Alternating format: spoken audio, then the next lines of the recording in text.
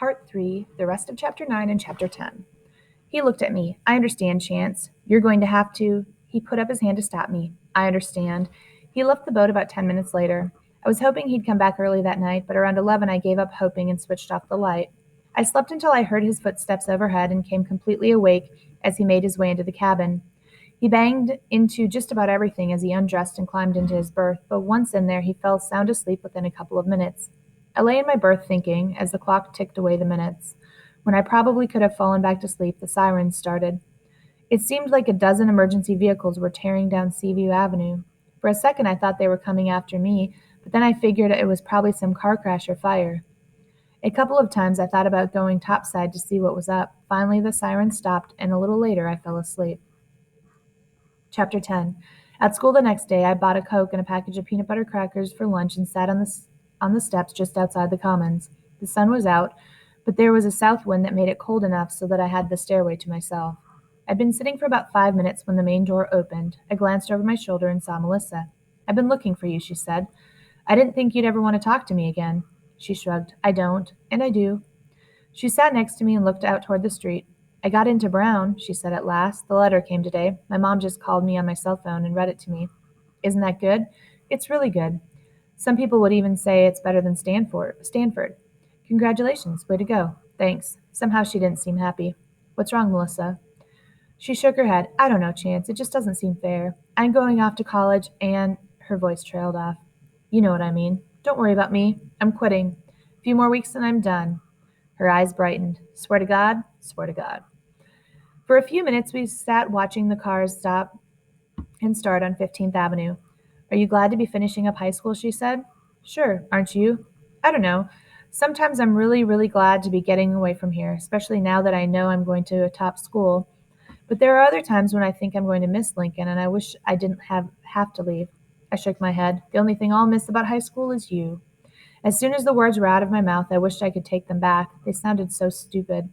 But Melissa smiled. "Really?" "Really." Just then the warning bell for fifth period sounded. We stood and climbed the stairs, but when I went to open the door, she put her hand on it and turned to me. "Let's write letters to each other next year, Chance," she said. "Real letters, the way people used to back in Jane Austen's time. We'll say what's happening inside us, and not just the unimportant things, okay?" "Okay," I said. "You're not just saying that, are you? You promise?" "I promise." I stopped at Walter's after school that day to see Kim Lawton. I'd promised her. Besides, now that the days were getting longer, there was no hurry to run out to the rocks. The place was empty. She made me a mocha, cut me a slice of chocolate cake, and had me sit down at a back table. "So tell me, what's going on in your life?" "Nothing much," I said. She frowned.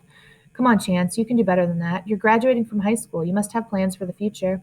"You really want to know?" "Yes, of course." "Okay, then." Once I started, the words came pouring out.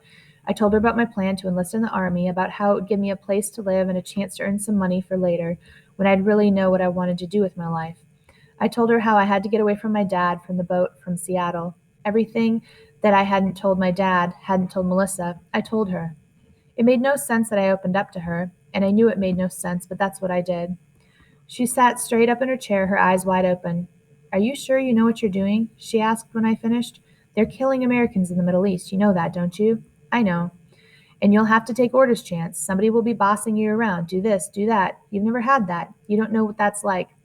Suddenly I wished I hadn't said anything, because how could I explain to her that I wanted somebody to give me orders, that I wanted somebody to tell me what to do? Kids like Melissa, they couldn't wait to get out on their own, to make their own decisions. I'd been doing that for a long time, and I was worn out by it. "I've made up my mind," I said, looking down. "I'm sorry, Chance. It's just that I knew your mother so well, and she's not here now, so I'm trying." My mother had walked out on me.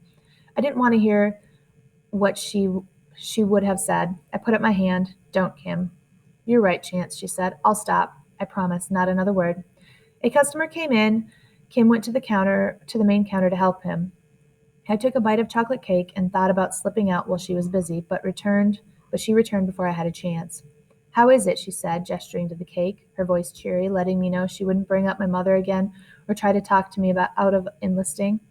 "It's great," I said, the tone of my voice matching hers, "and so is the mocha." "Glad to hear it. I made that cake myself, I'll have you know." She pulled up a chair and sat down. "Say, did you hear all those sirens last night?" "Sure, I heard them. They woke me up. Was there a fire?" "You haven't heard what happened?" "No."